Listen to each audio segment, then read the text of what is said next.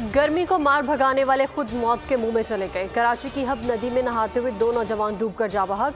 शनाख्त 26 साला सलमान और 20 साला अली के नाम से हुई है। ठट्ठा के करीब नहर में कराची का नौजवान डूबकर दम तोड़ गया। केंजर झील पर पिकनिक मनाने के लिए आने वाली 10 साला मासूम बच्ची भी गहरे पानी की नजर हो गई।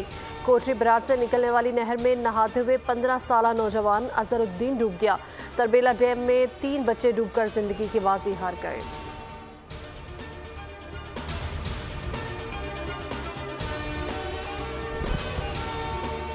कराची में शदीद गर्मी और हब्स दर्जा हरारत 35 डिग्री शिद्दत 44 महसूस की गई।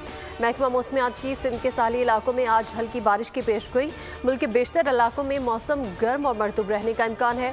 शुमाल मशरकी पंजाब, खैबर पख्तूनख्वा, गिलगित बल्तिस्तान, कश्मीर और मुल्का बला इलाकों में आंधी झक्कड़ चलने और गरज चमक के साथ बारिश का इम्कान है।